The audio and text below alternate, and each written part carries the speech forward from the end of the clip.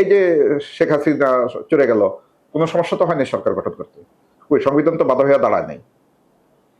এই যে অন্তর্বর্তীকালীন সরকার কাজ করতেছে, সংবিধান তো কোথাও বাধা হয়ে দাঁড়ায়। সুতরাং শুধু শুধু সংবিধান এবং আইনের কথা বলে প্রবাসীদেরকে বিমুখ করার কোনো কারণ নেই।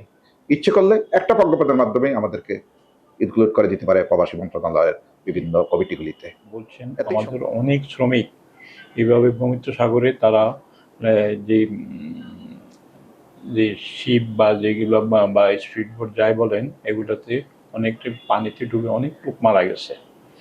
তো এইটা ওই দেশের গভর্নমেন্টগুলো তারা চাচ্ছে যে অবৈধ পথটা কিভাবে বন্ধ করে, যে তারা বৈধভাবে তারা শ্রমিকগুলা কিভাবে নিতে চাচ্ছে।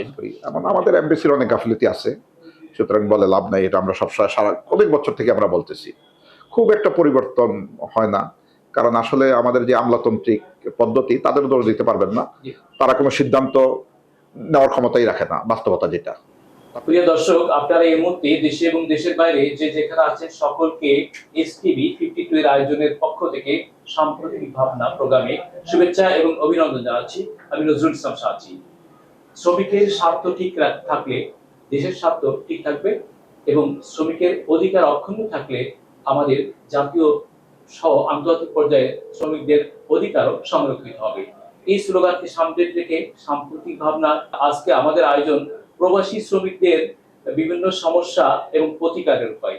প্রবাসী শ্রমিকদের বিভিন্ন সমস্যা এবং প্রতিকারের উপায় নিয়ে কথা বলবার জন্য আজকে আমাদের আয়োজনে উপস্থিত হয়েছেন প্রবাসী শ্রমিক কল্যাণ পরিষদের উপদেষ্টা পরিষদের সম্মানিত উপদেষ্টা জনাব কাজী মঞ্জুরুল আলম এবং উপস্থিত আছেন কানেক্টিভ বাংলাদেশের অনারেবল ভাইস প্রেসিডেন্ট জনাব নুরুল আমিন।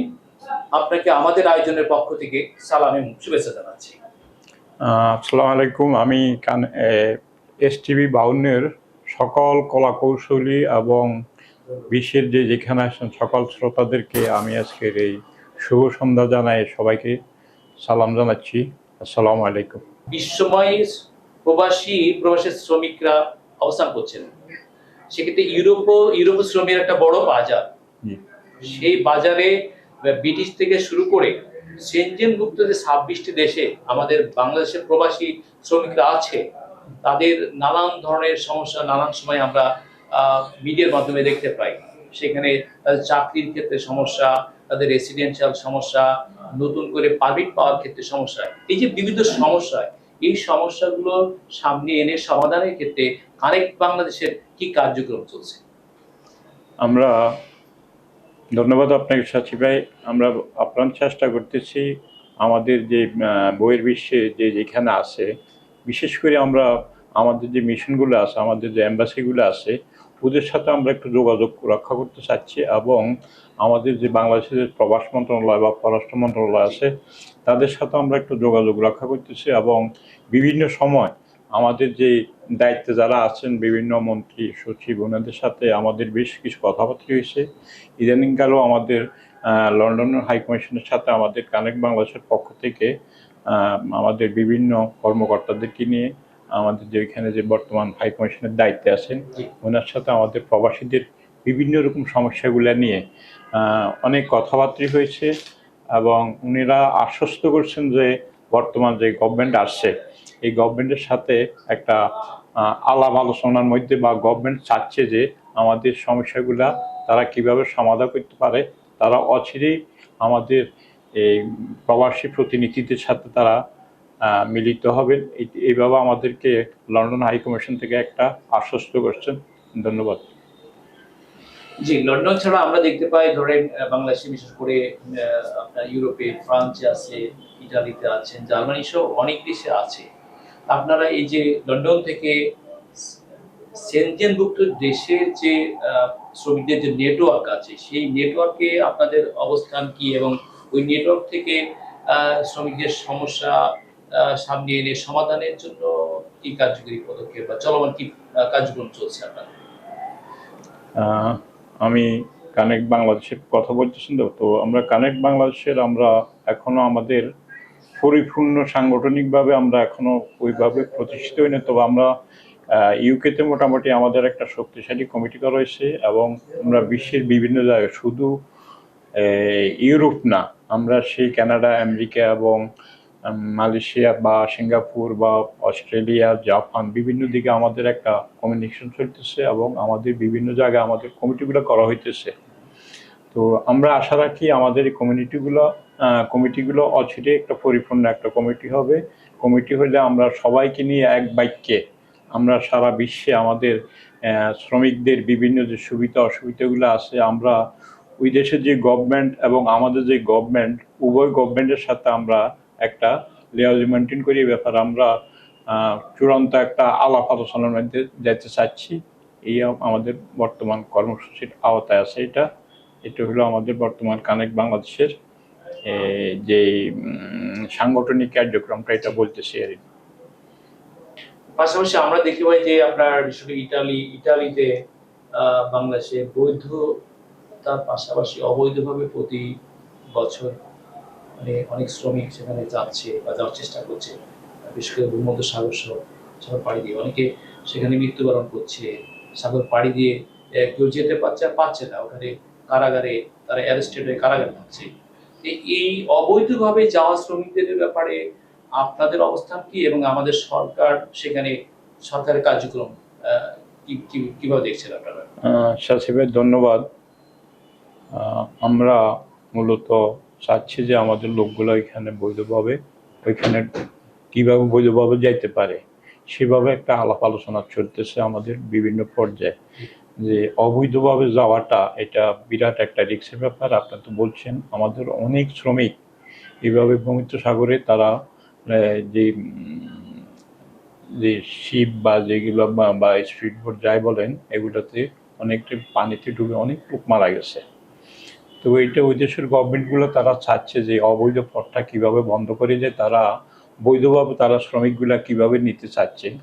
ইটালিয়ান গভর্নমেন্ট এরা বারবার এটা আমাদেরকে আমাদের এম্বাসির সাথে তাদের আলাপ আলোচনা চলছে। এটা নিয়ে তারা আশ্বস্ত করতেছে যে আমরা এই অবৈধ রাস্তাটা বন্ধ করে বৈধভাবে কিভাবে শ্রমিক আনা যায়। তবে তারা চাচ্ছে শ্রমিকগুলা তারা আমাদের বাংলাদেশ থেকে যারা যাবে এরা মোটামুটি যেন কিছু ট্রেনিং দেওয়া, যেমন ইলেকট্রিশিয়ান, যেমন রড মিস্ত্রি, রাজমিস্ত্রি বা বিভিন্ন রকম টেকনিশিয়ান কাজ, এটার উপরে তারা বেশি গুরুত্ব দিচ্ছে এবং হোটেল ম্যানেজমেন্টে বা রেস্টুরেন্টে। তো এগুলো নিয়ে তারা আমাদের কমিউনিটির বিভিন্ন সময় লোকজন এবং আমাদের অ্যাম্বাসির সাথে তারা যোগাযোগ করতেছে এই ব্যাপারে কিভাবে অবৈধ লোক বন্ধ করা যায়। এই অবৈধ লোকটা এটা উভয়ের জন্য ক্ষতিকর, আমাদের দেশের জন্য ক্ষতিকর, তাদের জন্য ক্ষতিকর।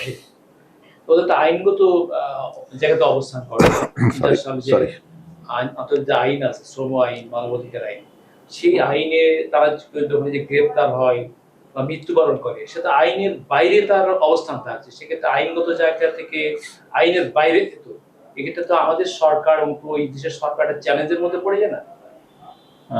সাচি ভাই, গভর্নমেন্টের যে আইনটা হলো, যদি ওই দেশে বৈধ একটা লোক বা সে কর্মরত অবস্থায় যদি এখানে মারা যায় বা অ্যাক্সিডেন্ট করে, ওসব দেশ ওটা হলো একটা মানবাধিকারের দেশ।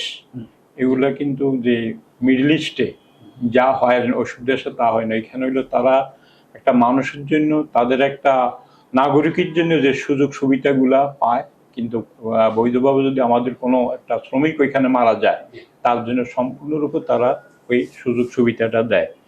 আর অবৈধ যারা ওইখানে থেকে মারা যায়, এটা হলো ধরেন হয়তো আমরা যতটুকু পারি আমাদের কমিউনিটি আছে, কমিউনিটি থেকে আমরা ধরেন একটা লোক এখানে 15-20 লক্ষ টাকা মানে খরচ করি ওই দেশে গেল, বা 10-12 লক্ষ টাকা খরচ করি ওই দেশে যাওয়ার পরে, এই লোকটা এখানে মারা গেছে, তখন আমরা চেষ্টা করি কমিউনিটির মাধ্যমে কিছু টাকা পয়সা ওদেরকে উঠে দিয়ে দেশে নিতান্ত তার ডেড বডিটা পাঠিয়ে এবং তার পরিবারের জন্য আমরা অনেক সময় চেষ্টা করি মোটামুটি একটা অঙ্ক দিয়ে যেন ওই পরিবারটা কোনো রকম চলতে পারে। এটা আমাদের এই ইউরোপের প্রায় দেশে আমাদের কমিউনিটি এই ওয়ার্কগুলো করে। আপনাকে ধন্যবাদ আমাদের এসটিভি 52 আয়োজনের পক্ষ থেকে। দর্শক, আমরা বিশেষ করে ইউরোপের শ্রমবাজারে আমাদের প্রবাসী শ্রমিকদের অবস্থান, তাদের সমস্যার সমাধান নিয়ে এতক্ষণ কানেক্ট বাংলাদেশের ভাইস প্রেসিডেন্ট নুরুল আমিন কথা বলেন। এ পর্যায়ে আমি মধ্যপ্রাচ্যের বিষয় নিয়ে দর্শক আপনাদের সামনে আসছি। মধ্যপ্রাচ্য শ্রমের একটা বড় বাজার, সেক্ষেত্রে আমরা দেখেছি ৮০ দশকে ইরাক এবং কুয়েতে বাজারটা বড় ছিল এবং ব্যাপ্তি ছিল। সেখানে আমাদের শ্রমিকরা যেত, ইরাক কুয়েতের গভর্নমেন্টরা আমাদের শ্রমিক নেওয়ার ক্ষেত্রে ইম্পোর্টস দিত, G2G জায়গাতে নানানভাবে কাজ করতো। সেই জায়গাটা সংকুচিত হয়ে বাজারটা চলে গেছে সৌদি আরব, দুবাই। তো ওই জায়গাটা সংকুচিত হওয়ার কারণ কি? পাশাপাশি সাম্প্রতিক আমরা দেখতে পাচ্ছি সৌদি, দুবাই, মধ্যপ্রাচ্য শ্রম বাজারে অসন্তোষ সহ নানান ধরনের আইন বা নিয়ম বহির্ভূত কাজ শ্রমিকরা করছে। এই বিষয়টাকে আপনি কিভাবে দেখছেন কাজী মঞ্জুরুল আলম, এবং আপনাদের অর্গানাইজেশন থেকে এই নিয়ম বহির্ভূতভাবে, আইন বহির্ভূতভাবে যারা কাজ করছে তাদেরকে এর আওতায় তারা থাকে এবং নিয়ম মেনে চলে কাজ করে, পাশাপাশি যে সমস্যাগুলো সামনে আসে সেই সমস্যাগুলো আপনারা সামনে এনে আমাদের সরকার বা ওই সরকারের সাথে প্রতিকারের জন্য কি কি ধরনের কার্যক্রম আপনারা করে যাচ্ছেন? ধন্যবাদ সচিব ভাই, ধন্যবাদ এসটিভি বা অন্য কর্তৃপক্ষকে এবং কলাকুশলীবৃন্দ এবং আমাদের দেশ এবং প্রবাসের শ্রোতাবৃন্দ। আসসালামু আলাইকুম। এবং আমার সাথে আছেন কানেক্ট বাংলাদেশের সহসভাপতি জনাব নুরুল আলম ভাই। সবাইকে শুভেচ্ছা এবং সালাম জানাচ্ছি। উনি ইউরোপ সম্পর্কে বলেছে, আসলে শ্রমিকদের মূল সমস্যাটা ইউরোপে তো আছেই, আমার মনে হয় মেজর সমস্যাটা হলো মধ্যপ্রাচ্যে। মধ্যপ্রাচ্য এবং ইউরোপের সরকার ব্যবস্থার কারণে এই প্রবলেমটা শ্রমিকদের একটু বেশি আর কি, মিডল ইস্টে। তো আপনি যেটা প্রথমে বলছেন যে কুয়েত এবং ইরাকে সংকুচিত, কুয়েতের বাজারটা সংকুচিত যখন হয়েছে সেটা 90-এর দশকের পরে হয়েছিল, কিন্তু এখন কুয়েতের বাজারটা আগের চাইতেও ভালো এবং কুয়েতেই বর্তমান ভিসা ওপেন আছে মিডল ইস্টের ভিতরে। এবং ইরাকের বাজারটা একটু সংকুচিত হয়েছে, আবার শুরু হয়েছে, ইরাকে যাচ্ছে, কিন্তু ইরাকের অর্থনৈতিক কারণ, আমার বিভিন্ন সামরিক কারণ, রাজনৈতিক কারণের একটু ধীরগতিতে আছে, তবে মার্কেট আবার রিকভারি হয়ে যাচ্ছে। আমাদের এমবেসিগুলি কাজ করতেছে, প্রবাসী মন্ত্রণালয় কাজ করতেছে। আর প্রবাসে বিশেষ করে অনেকগুলি আমরা সামাজিক সংগঠন আছে যারা আসলে শ্রমিকদেরকে নিয়ে সেখানেও কাজ করে। আমরা এখানে বহির্বিশ্ব সমস্ত প্রবাসীদেরকে নিয়ে একটা প্রবাসী সংগঠন করেছি, আপনি জানেন। সেটা নিয়ে আমরা এখানে দেশে এবং বিদেশে বিভিন্ন এম্বাসির সঙ্গে আমরা যোগাযোগ করি। আপনি যে প্রবলেমেরগুলি কথা বলেছেন সেটা সৌদি আরব, দুবাই, কাতার প্রায় একই ধরনের সমস্যা। এর জন্য আমাদের কিছু লোক দায়ী ওখানকারও একটা সিন্ডিকেট করে এই সমস্যাগুলি ক্রিয়েট করা হয়। আমি একটা উদাহরণ আপনাকে দিচ্ছি। মনে করেন আমার একটা কোম্পানি আছে, আমার কোম্পানিতে 100 জন লোক দরকার, আমি 200টা ভিসা বের করি। আমি কাজ দিতে পারতেছি 100 জনকে, কিন্তু আমি লোক নিচ্ছি 200 জনকে। কারণ বাংলাদেশই এমন একটা দেশ যেখান থেকে লক্ষ লক্ষ টাকা দিয়ে আসে। আপনার ভারত থেকেও আসে না, অন্য কোনো দেশ থেকে আসে না, এমনকি পাকিস্তান থেকেও এত টাকা দিয়ে আসে না। স্কিল প্রবলেম পরে আসতেছি। প্রথম প্রবলেম হলো এটা যে সবচেয়ে সহজ পথে টাকা কামাতে পারে, এই জন্য একটা সিন্ডিকেট করছে। কারণ এখান থেকে একটা শ্রমিক 4 লাখ, 5 লাখ, 6 লাখ টাকা দিয়ে একমাত্র বাংলাদেশ থেকেই যায়, অন্য কোনো দেশ থেকে 20, 50, 30, 40 হাজার টাকার উপরে তারা যায় না। সুতরাং এই যে একটা টাকার লোভ, এতে একটা সিন্ডিকেট সৃষ্টি হয়েছে মিডল ইস্টে। এই সিন্ডিকেটের কারণে সমস্যাগুলি সৃষ্টি হয়। যেখানে লোক দরকার 100 জন, লোক না হয় 200 জন, ওই 100 জন কোথায় যাবে? এরা রাস্তাঘাট বিভিন্ন জায়গায় প্রবলেম সৃষ্টি করে, বিভিন্ন জায়গায় বেআইনিভাবে কাজ করে, ওটা ওই সরকারের জন্য একটা হেডেক হয়ে যায়। এই জন্য বিভিন্ন সমস্যাটা হয়। আর সেই যারা যায় তারা তো ব্যাপক সমস্যায় পড়ে সেখানে। তো এই ব্যাপারে সরকার, আমাদের বাংলাদেশ সরকারের উদ্যোগ নেওয়া উচিত, ওই দেশের সরকারের উদ্যোগ নেওয়া উচিত এবং একটা যৌথ কমিটি করে এগুলি সমাধান করতে হবে। এর জন্য কিন্তু যারা যাচ্ছে তারা দায়ী না, তারা ভুক্তভোগী এবং তাদের পরিবার ভুক্তভোগী, সবাই ভুক্তভোগী। এবং এগুলি নিয়ে আমরা প্রবাসে এমবেসির সঙ্গে অনেক দেন দরবার করি, অনেক কাজ করি, এবং আমাদের এমবেসির অনেক গাফিলতি আছে। সুতরাং বলে লাভ নাই, এটা আমরা সবসময় অনেক বছর থেকে আমরা বলতেছি। খুব একটা পরিবর্তন হয় না, কারণ আসলে আমাদের যে আমলাতান্ত্রিক পদ্ধতি, তাদের দোষ দিতে পারবেন না। তারা কোনো সিদ্ধান্ত নেওয়ার ক্ষমতাই রাখে না, বাস্তবতা যেটা তাৎক্ষণিক। আমাদের মন্ত্রণালয় তো দুইটা, পররাষ্ট্র মন্ত্রণালয় আর প্রবাসী। হ্যাঁ, এই দুইটা মন্ত্রণালয়ের এখানে সমন্বয়ের ভিত্তিতে কাজ করার একটা বিষয় রয়ে গেছে। না, হ্যাঁ, সমন্বয় তো আছেই। প্রবাসী মন্ত্রণালয় যেটা শ্রমিকদের সরাসরি দেখবে, এবং পররাষ্ট্র মন্ত্রণালয়ের সঙ্গে তাদের একটা সমঝোতা আছে এবং সেইভাবে সেখানে স্টাফও দেওয়া আছে প্রবাসী মন্ত্রণালয়ের পক্ষ থেকে। কিন্তু ওই যে আমি একটা বললাম, সিদ্ধান্ত গ্রহণটা খুবই সমস্যা। এখন একটা লোক মারা গেল, কি করতে হবে সেই সিদ্ধান্ত তাৎক্ষণিক নেওয়ার কোনো ক্ষমতা আমার মনে হয় কোনো অ্যাম্বাসিটি নেই। ওই বাংলাদেশে একটা মেল করবে, ওই মেলের উত্তর পাবে, আবার এখানেও কতজনের কাছে যেতে হবে। এই যে সমস্যা, এগুলি নিয়ে আরো সমস্যা সৃষ্টি হয়। আর বিশেষ করে মিডল ইস্টে আমাদের বাংলাদেশি শ্রমিকরা খুবই কষ্টে দিন যাপন করে, যারা চাকরি করে তারাও, যারা করে না তারাও। কারণ সবচেয়ে কম বেতনের শ্রমিক মনে হয় বাংলাদেশেরই, আমাদের সবচেয়ে কম বেতনের। কারণটা কি? এই ওই শ্রমের আমাদের মূল্যটা কম দেশের হওয়ার? শ্রমিক কম, ওই যে বললাম আমাদের দেশে বেকারত্ব। আমাদের যারা যাচ্ছি আমরা শুধু চিন্তা করি সৌদি যাব, যেতে পারলেই হলো, কি বেতন কেউই আমরা জিজ্ঞেস করি না। আমাদের যাওয়াটাই মেন উদ্দেশ্য। এই সুযোগটা একটা সিন্ডিকেট নিচ্ছে, কারণ আমাদের অভাবের সুযোগটা, আমাদের সমস্যা যেটা মানে বেকারত্বের সমস্যার এই সুযোগটা ওই সিন্ডিকেটটা দিচ্ছে। এই সিন্ডিকেটটা ভাঙার জন্য আমাদের বাংলাদেশ সরকার, বাংলাদেশ দূতাবাস এবং ওই দেশের পররাষ্ট্র মন্ত্রণালয় এবং ওই দেশের শ্রম মন্ত্রণালয়ের সঙ্গে মিলিতভাবে কাজ করলে এই সিন্ডিকেটটা ভাঙা সম্ভব। এবং এই সিন্ডিকেটের সঙ্গে আমি বলি, এই সিন্ডিকেটের সঙ্গে আমাদের দেশের রাঘব বোয়ালরাও জড়িত। এই জন্য এই সিন্ডিকেট ভাঙা যায় না, বাস্তবতা যেটা। আমরা যতই চিৎকার করি, কারণ যারা এই সিন্ডিকেটটা ভাঙবে তারাই এটার সঙ্গে জড়িত। তারা সবাই না, কেউ কেউ আর কি। সরকারের সদিচ্ছা কতটুকু? সরকারের সদিচ্ছা আছে, কিন্তু সরকারের আপনারা যারা যারা এই মধ্য পর্যায়ে যে এই কিছু কিছু শ্রমিক সংগঠন কাজ করছে, আমরা যখন পক্ষ প্রতিনিধিত্ব করছে, হ্যাঁ, আমরা যখন কথা বলি আমাদের বিভিন্ন যারা দায়িত্বে আছে মন্ত্রণালয়ে, অত্যন্ত সহযোগিতার মনোভাব দিয়ে তারা আমাদের সাথে কথা বলে, আমাদের কথাগুলি তারা নোট করে নেয় এবং যখন আমরা কথা বলি তখন অত্যন্ত গুরুত্ব দেয়। কিন্তু আমরা তখন যখন চলে যাই আর এগুলির কোনো প্রতিফলন আমরা সহজে দেখি না। এই একই কথা দিয়ে আমরা বারবার বছরকে বছর দিয়ে আপনি উপস্থাপনা করতেছেন। দেখেন প্রতিটা প্রোগ্রামে যারা, আপনি যদি প্রবাসীদের কথা বলেন, একই কথা আমরা বলতেছি। এটা দীর্ঘ দিন থেকে, আমি তো দীর্ঘ 40 বছর আমি প্রবাসে, 40 বছর থেকে আমরা একই কথা বলে আসতেছি। আসলে বাস্তব প্রতিফলন আমি কিছুই এই পর্যন্ত পাচ্ছি না, বরঞ্চ দিনে দিনে প্রতিটা দেশের সমস্যা বাড়ছে। এতে আমাদের বাংলাদেশ এবং বাংলাদেশ সরকারের ভাবমূর্তি অনেক ক্ষুণ্ণ হচ্ছে। এবং আপনি জানেন ধীরে ধীরে সব দেশে আমাদের ভিসা বন্ধ হয়ে যাচ্ছে। আজকের মনে হয় পত্রিকায় একটা এই ব্যাপারে, কোন পত্রিকায় দেখলাম একটা আর্টিকেল আসছে যে ধীরে ধীরে সব দেশে আমাদের, শুধু এই সমস্ত রিজনে। তো এই ব্যাপারে সরকার খুব দৃঢ় পদক্ষেপ নিতে হবে। দৃঢ় পদক্ষেপ না নিলে হবে না। এবং অন্তর্বর্তীকালীন সরকার আসলে আমার মনে হয় নির্বাচিত সরকার আসা ছাড়া খুব একটা ভালো রেজাল্ট আমরা পাবো কিনা আমি জানি না। তারপর অন্তর্বর্তীকালীন সরকার যতদিন আছে এটার উপরে কাজ করা উচিত, কারণ সরকার একটু দৃষ্টি দিলেই এটা সমাধান করা সম্ভব। কারণ বিদেশে ব্যাপক শ্রমিকের চাহিদা আছে। তো সুতরাং আমরা শ্রমিক দিতেও পারবো, কিন্তু এই মধ্যস্বত্ব যে সিন্ডিকেটটা আছে এই সিন্ডিকেটটাকে ভাঙতে হবে। পুরুষ শ্রমিকের পাশাপাশি মধ্যপ্রাচ্যে তো নারী শ্রমিকদের একটা বিশাল নেটওয়ার্ক বা সংখ্যা কাজ করছে। সেই নারী শ্রমিকরাও তো সেখানে নানান পর্যায়ে নির্যাতন, নিপীড়ন, নানান বঞ্চনার শিকার হচ্ছে। ঠিক আছে, তারা হ্যাঁ, এখানে এসে কান্নাকাটি করে ওই তাদের তো সেই সমস্যা। নানান ওই পরিস্থিতিগুলো একই প্রকাশ সমস্যা, করে। ওই একই সমস্যা যারা মধ্যস্বত্বভোগী যে সিন্ডিকেট আছে তারা মহিলাদেরকে সেখানে নিয়ে যায়। এবং মহিলাদের ব্যাপারটা একটু স্পর্শকাতর সারা বিশ্বে, দেশে বলেন বিদেশে বলেন, সব ব্যাপারটা একটু স্পর্শকাতর। সুতরাং আসলে আমরা যেভাবে বৈদেরকে নিয়ে যাই ওইভাবে আমাদের এমবেসির সেই সক্ষমতাও নাই তাদেরকে দেখাশোনা করার জন্য, এবং তাদেরকে যে প্রটেক্ট করবে সেই ক্ষমতা আমাদের দূতাবাসগুলির নেই।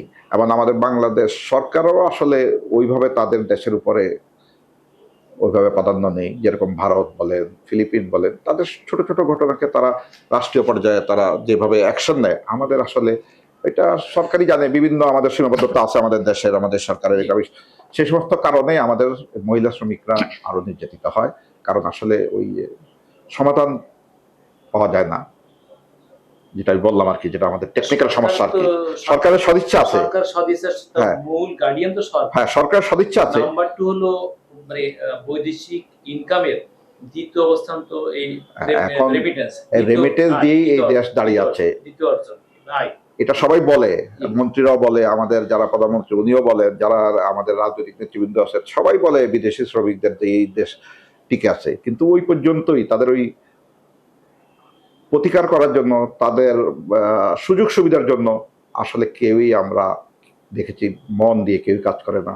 আন্তরিকতা বাস ওই বক্তৃতার পর্যন্তই সীমাবদ্ধ, প্রতিফলন নাই। এর জন্য আমাদের যারা আমরা বিদেশে আছি, যারা প্রবাসে আছি, প্লাস দেশে যারা আছে, যারা শ্রমিকদেরকে নিয়ে কাজ করতেছেন, যারা বুদ্ধিজীবী আছে, তাদেরকে আরো সজাগ হতে হবে, আরো সচেতন হবে।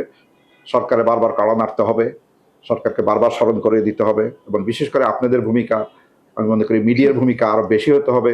মিডিয়া যদি এগুলি ব্যাপকভাবে প্রচার করে তাহলে সরকারের টনক নড়বে, সেই সরকারের টনক নড়বে, মানবতা যে সমস্ত সংগঠন আছে তাদের টনক নড়বে, তাহলে একটা ব্যাপক পরিবর্তন আসবে। জি, এটা আপনারা মানে মধ্য পর্যায়ে যে কানেক্ট বাংলাদেশ আপনারা আছেন, এই ধরনের শ্রমিকদের স্বার্থ নিয়ে যেসব সংগঠন কাজ করছেন, আপনাদের অবস্থান, সরকারের অবস্থান, এই দুই জায়গাতে একটা পর্যায়ে এসে মানে জরুরি যে বা প্রয়োজনীয় সমস্যাগুলো চিহ্নিত করে সমাধানের ব্যাপারে কি কি কি ধরনের মানে পদক্ষেপ বা কাজগুলো ওই যে বললাম না, আমরা যখনই বসি আমাদের দাবি দাওয়া যেগুলি আমরা পেশ করি তারা খুব আন্তরিকতার সঙ্গে গ্রহণ করে, কিন্তু আমরা তো প্রবাসে থাকি, আমরা তো আর দেশে এসে সবসময় দেখতে পারি না।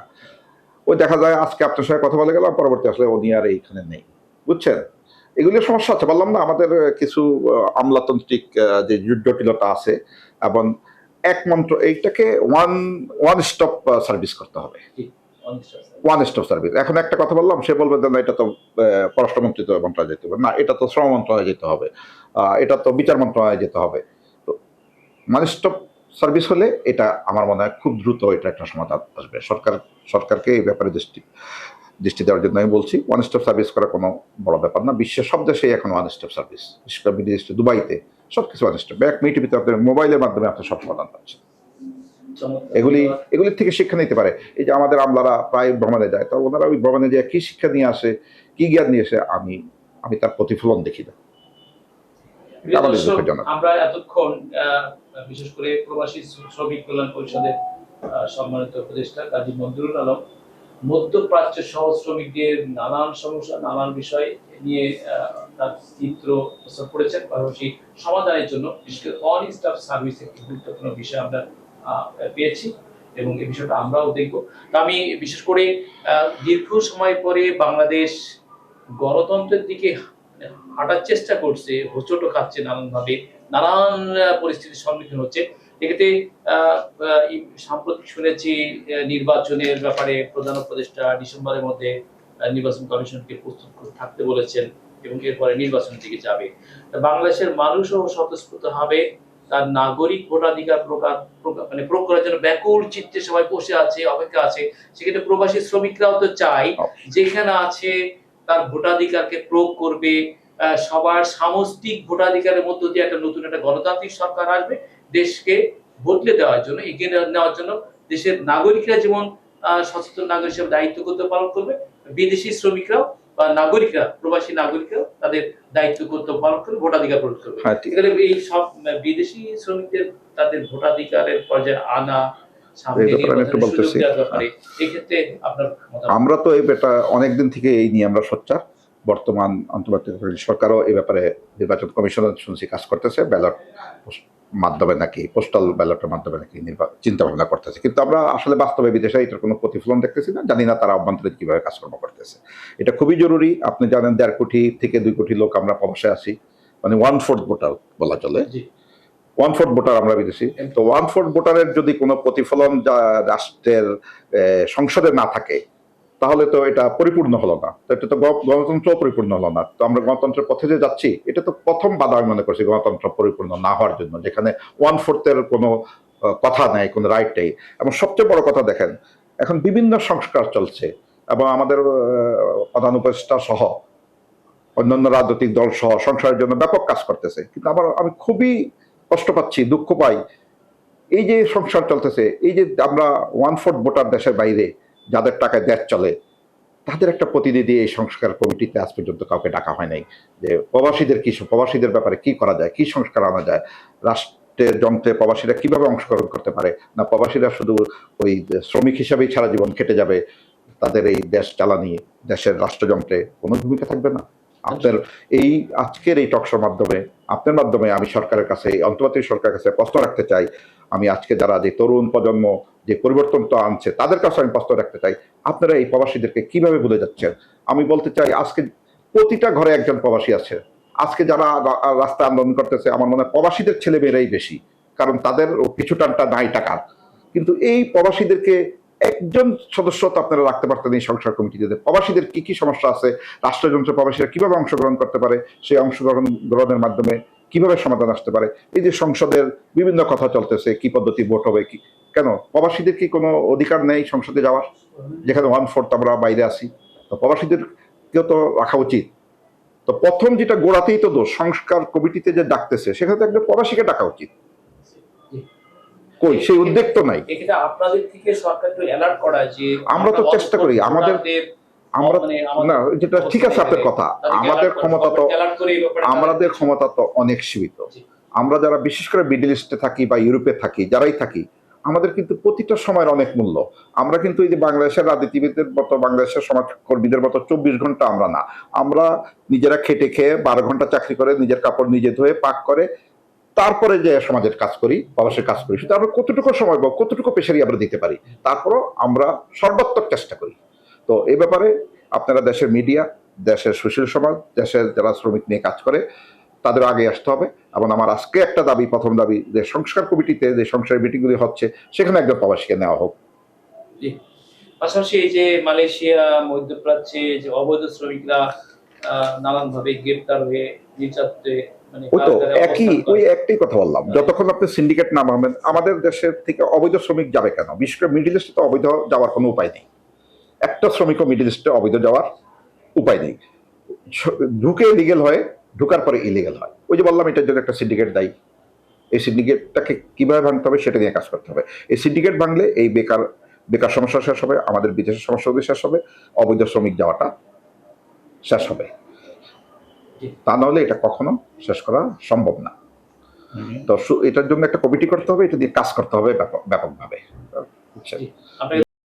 কাজী মঞ্জুরুল আলম, চমৎকার তথ্য উপস্থাপন করার জন্য। এরপরে আপনার কাছে আসছি, প্রথমত আমাদের মালয়েশিয়া মানে অবৈধ শ্রমিকরা এখন কারাগারে যারা আছেন, নাম্বার 2 হলো ইউরোপ, মধ্যপ্রাচ্য সহ ইউরোপীয় প্রবাসী শ্রমিকদের ভোটাধিকার করবার ব্যাপারে কোনো কার্যক্রম আপনাদের চোখে পড়ছে কিনা, বা সরকার যদি না শুরু করে বা বিলম্বিত করে, সেক্ষেত্রে আপনারা যে সংগঠনগুলো তাদের অধিকার, প্রবাসী শ্রমিকদের অধিকার দাবি নিয়ে কাজ করছে, সরকারকে সতর্ক করবার, অ্যালার্ট এবং কার্যক্রম শুরু করার ব্যাপারে আপনাদের দৃষ্টিভঙ্গি কি? আমি সর্বপ্রথম মঞ্জুর আলম ভাইকে ধন্যবাদ জানাচ্ছি, উনি এই ধরনের একটা বেশ ভালো সুন্দর চমৎকার কিছু কথা বলছে। তো আমরা দেখি যে প্রবাসে আমাদের বিভিন্ন কর্মকর্তারা যায় ওনারা একটা আমাদেরকে হয়তো ওনাদেরকে একটা সম্বর্ধনা দিলাম বা ওনাদের সাথে কিছু মত বিনিময় করলাম, ওনারা খুব গানের সুরে কথা বলে যে আপনারা প্রবাসীরা যদি না হইতেন এই দেশের আমাদের উন্নয়নের চাকা অনেক আগে বন্ধ হয়ে যেত, এই দেশের উন্নয়ন বলতে কিছু হতো না। এটা কিন্তু তারা ওই যে আমাদেরকে ওইখানে যে গানের সুরে কথাগুলো বলে আসে, আরে যখন তারা এই দেশে আসলে তারা প্রবাসী কি আছে না আছে তারা এটা নিয়ে তাদের আর মাথার মধ্যে আর কোনো শুনি না আর কোথায় কোনো কথাবার্তা বলতে। তো আমি সর্বপ্রথম একটা কথা বলবো, যেখানে আমাদের প্রায় অনেকে বলতেছে প্রায় 1.5 কোটি, আমি তো মনে করি প্রায় 2 কোটি লোকের কাছাকাছি। এই 2 কোটি লোকের সাথে ইনভলভ আছে বাংলাদেশে আরো যদি 20 কোটি লোক থাকে, তাহলে এই 2 কোটি লোকের সাথে আরো 8 কোটি লোক এদের সাথে ইনভলভ আছে। তো আপনারা 8 থেকে 10 কোটি লোকের কোথায় কোনো প্রতিনিধিত্ব নাই। তো আপনারা কিভাবে প্রবাসীদের জন্য কাজ করবেন বা প্রবাসীদের জন্য কি কাজ করবেন? আমি তো আপনাদের এই মিডিয়ার মাধ্যমে আমি গভর্নমেন্টের কাছে জোর দাবি জানাচ্ছি, বাংলাদেশের সর্বক্ষেত্রে সর্বস্তরে প্রবাসীদের প্রতিনিধিত্ব দেওয়া হোক।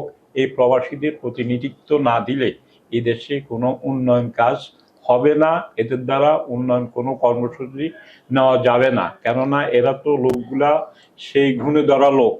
আমরা যারা আছি বাংলাদেশে, আমাদের চারিত্রিক বৈশিষ্ট্য বলতে কিছু নাই।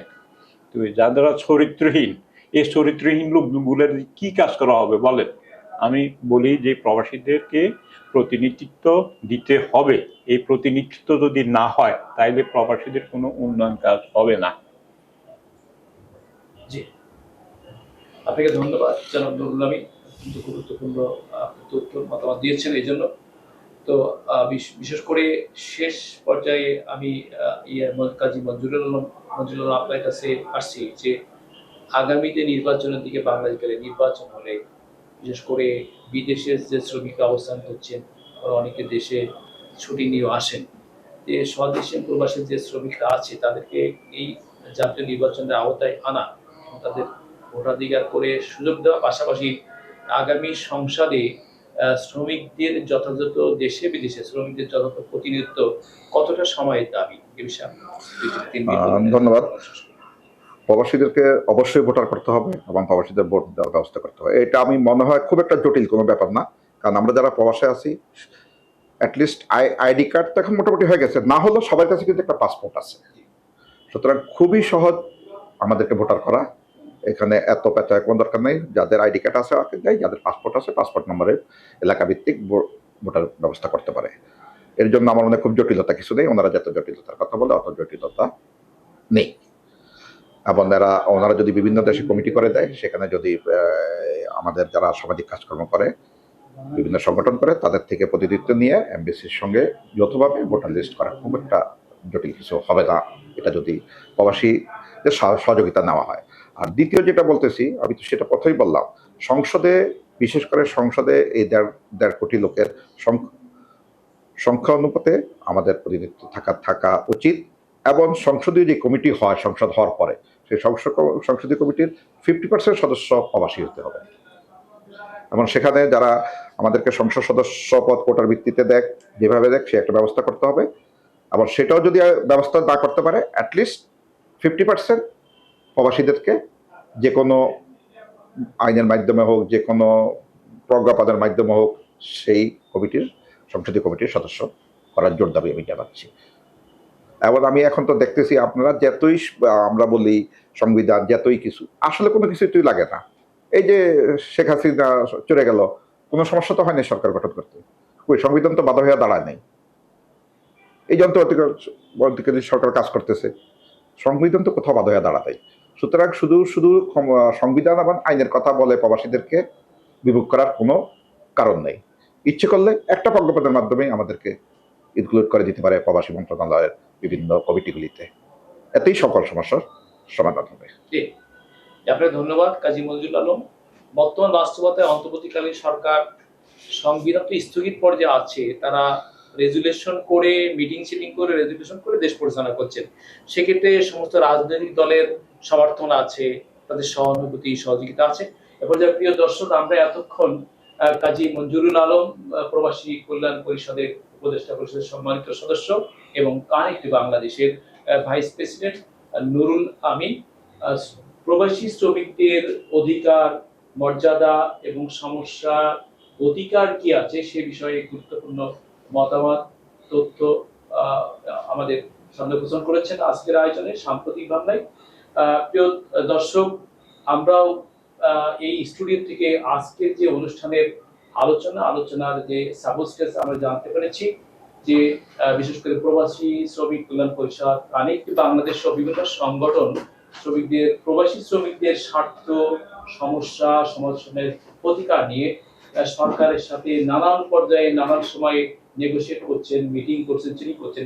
বিশেষ করে আগামী বাংলাদেশ যে গণতন্ত্র উত্তরণের দিকে যাচ্ছে, উত্তরণের দিকে গেলে গণতান্ত্রিক বাংলাদেশের জায়গায় বাংলাদেশ ফিরে আসলে এই 2 কোটি ভোটারের যে বিশাল ব্যাপ্তি আছে, তাদেরও জন্য যথাযথ নাগরিক অধিকার, ভোটাধিকার এবং সরকারের জায়গা থেকে তাদের রাজনৈতিক অধিকার বা প্রতিনিধিত্ব করবার জন্য যে সময়ের দাবি, সেই দাবিটা এখন বারবার উচ্চারিত হচ্ছে, প্রচন্ডভাবে উচ্চারিত হচ্ছে। এই উচ্চারিত দাবি যেন আমাদের আজকের আয়োজনের পক্ষ থেকে সরকারের দৃষ্টিতে যায় এবং দেশি প্রবাসী বিদেশি শ্রমিক সংগঠনের যারা নেতৃত্ব আছেন এবং শ্রমিকরা এই ব্যাপারে সচেতন হন এবং তাদের অধিকার আওয়াজটাকে আরো প্রচন্ডভাবে উচ্চারিত করেন বা উচ্চারণ করেন, সেই প্রত্যয় ব্যক্ত করে বিশেষ করে আমার দেশ বাংলাদেশ, আমার আপনার সকলের সকল নাগরিকের বাংলাদেশ,